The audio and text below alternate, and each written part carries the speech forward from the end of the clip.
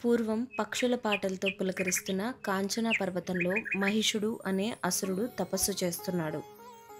రోజులు నెలలుగా, నెలలు సంవత్సరాలుగా అయ్యాయి. మహిషుడు అలా తపస్సు చేస్తూనే ఉన్నాడు. తన తపస్సుకు మెచ్చి బ్రహ్మదేవుడు ప్రత్యక్షమయ్యాడు. ఏదైనా వరం కోరుకోమన్నాడు.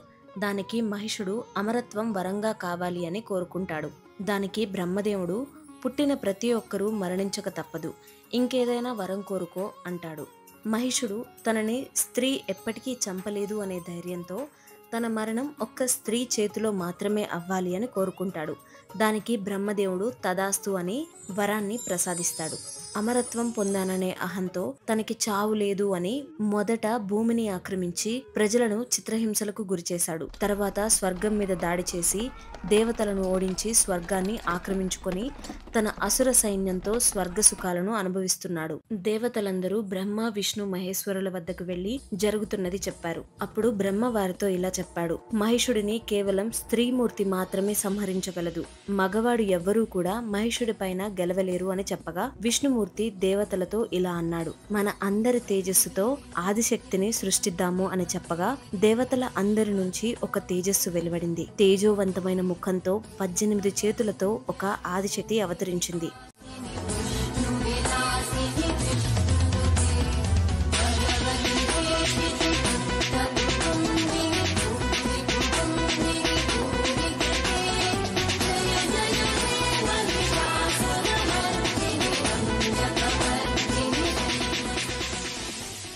ఆదిశక్తికి శివుడు తన త్రిశూలాన్ని, విష్ణువు తన సుదర్శన చక్రాన్ని, హిమవంతుడు సింహాన్ని, ఇంకా మిగిలిన దేవతలు వేరువేరు ఆయుధాలను ఇచ్చారు. అమ్మవారు ఆదిపరాశక్తి అయి మహిషుడిని వధించడానికి తన సింహవాహనం పైన బయలుదేరుతుంది. ఇది తెలిసిన మహిషుడు, నన్ను చంపటం మగవాళ్లైన దేవుళ్ళకి చేతకాక ఒక స్త్రీని పంపిస్తున్నారా?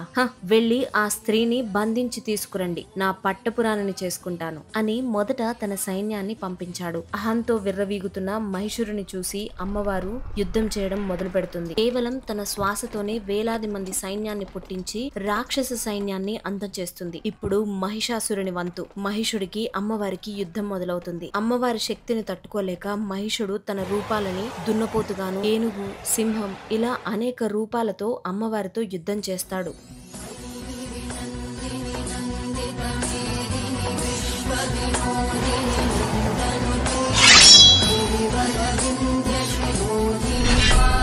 తొమ్మిది రోజుల తర్వాత అమ్మవారు మహిషాసురుణ్ణి వధించి లోకంలో శాంతిని నెలకొల్పుతుంది. ఇది చూసిన దేవతలు ఆనందంతో అమ్మవారి పైన పూల వర్షం కురిపిస్తారు. దీనికి ప్రతీకగానే మనం విజయదశమిని జరుపుకుంటున్నాము. అందరికి కూడా విజయదశమి శుభాకాంక్షలు. ఆ అమ్మవారి ఆశీస్సులు మనందరి పైన ఉండాలని కోరుకుంటున్నాము.